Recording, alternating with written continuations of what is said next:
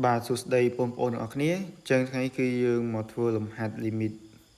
ទៅនឹងលំហាត់ exponential ជាមួយនឹងលំហាត់តេកាមានចឹងមុននឹងធ្វើលំហាត់ហ្នឹងយើងត្រូវ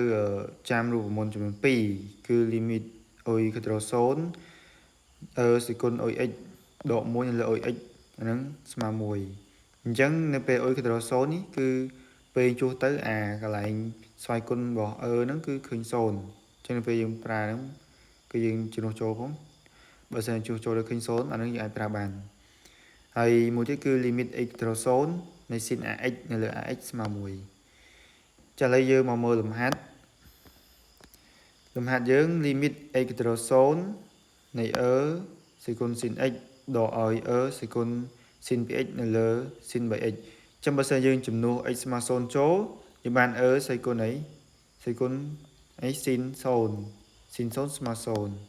ចឹងសេគុណ0ស្មើ1ដកអានេះគេសេគុណនេះគេសេគុណ0ដូចគ្នាអញ្ចឹង1ដក1 0ភាគបែង sin 0ស្មើ0ដូចគ្នាអញ្ចឹង limit យើងគឺមានរាង0ទៅ0អញ្ចឹងតើយើងគួរធ្វើបែបម៉េចអញ្ចឹងយើងអាចបំលែងអានេះឲ្យចូលមានលេខ1អញ្ចឹងយើងអាចថយ1ថែម1បានហ្នឹងអញ្ចឹងបាន limit x ខិតទៅដល់0អញ្ចឹងសេគុណ sin x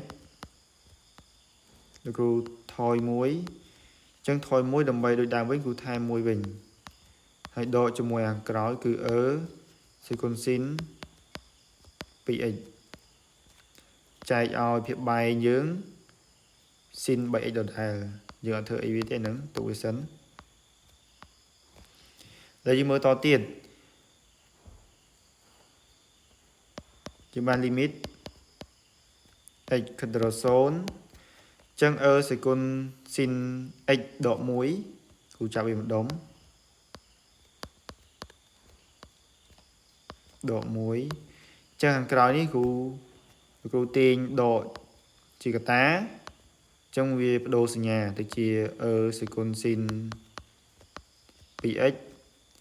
ដកឲ្យ1វិញចែកភាគបែងលោកគ្រូទុកដដែល sin 3x អញ្ចឹងដើម្បីចូលរូបមន្តបើ sin អុយទៅចែកជាមួយនឹងអុយសេគុណអុយទៅចែកជាមួយនឹងអុយដែរអញ្ចឹងបើសេគុណ sin x ទៅចែកជាមួយ sin x ចឹងបានមិន limit x ទៅដល់0អញ្ចឹងសេគុណ sin x ដកឲ្យ1អញ្ចឹងគ្រូចែកវាជាមួយនឹង sin x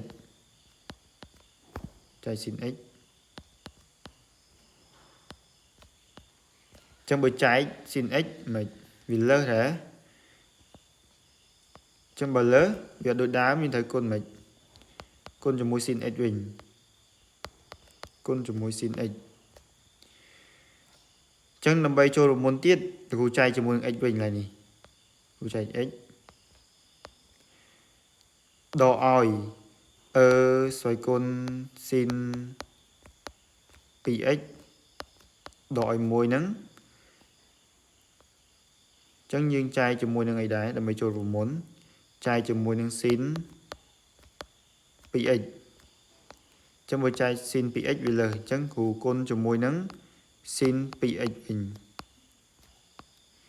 ចា sin 2x ដើម្បីចូលរូបមន្តទៀតគ្រូចែកជាមួយនឹង 2x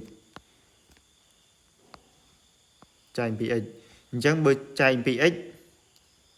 វាលើសໄວយើងចែកភាគបែងមិញចែកដូចគ្នាគឺ x ដែរ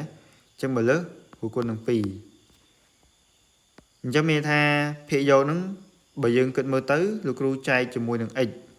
ដែរដោយសារបើយើងសម្រួលនេះទៅគឺដូចដើមវិញហើយអញ្ចឹងនៅភាគបែង x អានេះឯងសម្រួលទៅគឺដូចដើមវិញសល់ភាគបែង x ដូចគ្នាសម្រួល2ទៅអញ្ចឹងចែកភាគយក x ភាគបែងគឺចែក x ដូចគ្នាអញ្ចឹងយក sin 3x ចែកជាមួយនឹងអីចែកជាមួយនឹង 3x អញ្ចឹងយើងចែកមិញចែកត្រឹមតែ x ទេអញ្ចឹងបើចែក 3x វាលើសដែរ លើស3អញ្ចឹងគុណថែម3វិញមកអញ្ចឹង limit យើងចូលរូបមន្តអីអញ្ចឹងស្មើអីចាំបាន1គុណ1ដកអី1គុណ